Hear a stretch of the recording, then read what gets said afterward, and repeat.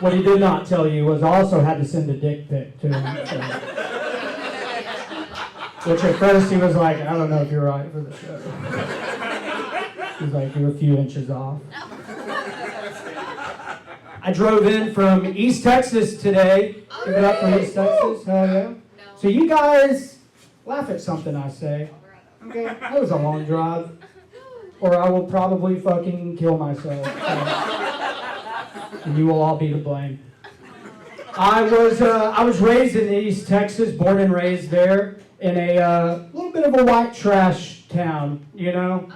Like, not white trash enough that we smoked in the house, but white trash enough that they would put them out on us, you know? Yeah. Like, most of my family members have more DUIs than teeth. So, I also don't have the best teeth. I'm a little bit self-conscious about it because I eat way too much candy. Like, not as a kid, but as an adult, like, I eat way too much candy. I bought a pound bag of gummy bears on the way here. Didn't even get anything else. That was all I got. And it's kind of messed up my teeth, but it also got me thinking. I was like, if I would have ate this much candy as a kid, hands down, easiest kid to kidnap, you know? Easiest. Like, I'd have been the one instigating it, just like you boys like what you see. 6 Sour Patch Kids for the hour. I did that just for you, by the way. I was raised by a single mom for the first 5 years of my life in another adjacent white trash town, kind of about a little bit down the road from where I was actually raised. But yeah, my mom, she worked like 2 or 3 jobs, and we lived in government apartments. You know, it was like a Reba McEntire song. And so when my mom was gone, my sister and I were there, and just, it was the 90s, okay? Like when parenting was like just more of a hobby, you know? Nobody was working full-time at it, and the paychecks showed. So, but yeah, just whoever was off work at the government apartments, that's who babysat us. My sister and I would wake up in the morning, there would just be some stranger sitting on the couch smoking a cigarette, just like, you kids know how to strip copper? It's a miracle that we did not get molested more than we already did. So, I'm still a little bit white trash. I've grown out of it a little bit, but I have my days, you know, like anytime I have sex with my wife, her credit score goes down. She's still at a 750, so I'm masturbating quite a lot. But growing up in East Texas was cool. I was picked on in school, obviously.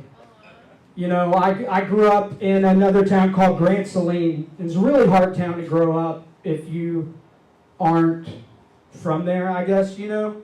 And so I was also in band and theater, and I played saxophone. Yeah. Yeah, hell yeah. Fuck yeah. I played saxophone, which kids would call me gay for playing saxophone, which I did not know that was a cornerstone of the gay community. I had no idea. Like, I've never met one gay guy that's walked up and just been like, I like 2 things. Hard cock, smooth jazz. Not once. Not once. But I did get picked on a lot in school, which is why I started taking karate at the age of 15. Yeah. It's a very weird age to start karate. Most kids are getting out of karate at 15 to start getting hand jobs. I joined karate at 15 in some like 45-year-old balding man's basement surrounded by 10 and 11-year-olds. So we still did get hand jobs, so got to take the good with the bad. Sensei Carl, you know, he was great. Got a real kung fu grip, you know. I thought it was more of a Mr. Miyagi situation, you know, whack on, whack off. So karate's cool.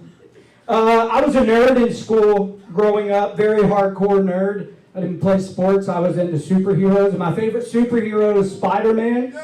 Hell yeah, Spider-Man.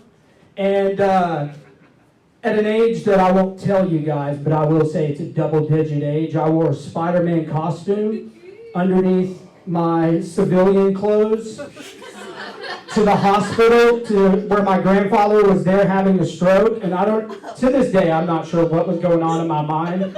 I was just like, fucking Green Goblin comes after Pawpaw, I'm going to be ready. But nobody noticed in my family. Not a single family member noticed that. And there's just huge red webbing just posted. I wore a short sleeve t-shirt, and I just had red webbing just all around, The person that noticed, the nurse. The nurse walks in, is like, Mr. and Mrs. Morgan, we got the test results. Is your teenage son wearing a Spider-Man costume under his clothes? My mom just looks at me and she's like, he plays the saxophone. I'm so sorry. So sorry. I graduated high school. I got out of that hellhole and jumped right into another one. I joined the United States Marine Corps. Right? Hell yeah. Because I thought it would toughen me up.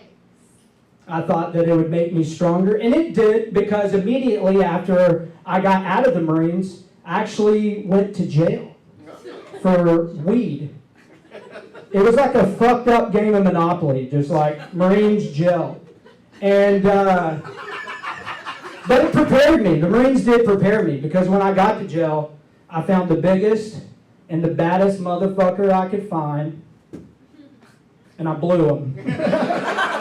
Almost immediately. I was in jail for like half a day.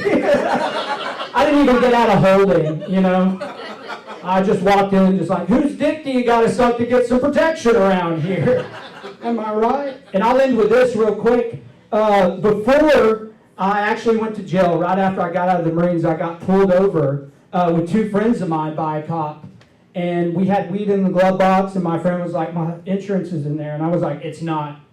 And the cops, we open the glove box, weed falls out. Cop gets us all out. He asked me, he's like, son, what do you do? I said, well, sir, I just got out of the Marine Corps. Do you realize that can mess up any kind of future you want to have? Yes, sir. He asked my second friend, the driver, what do you do? I said, well, I'm in the oil field. So, whoa, that'll definitely mess up any kind of future you want to have. He asked my third friend, what do you do, son? I said, I work at the pottery barn. Cop said, son, I think you're okay. I said, sir, I cannot go to jail. My parents will kill me.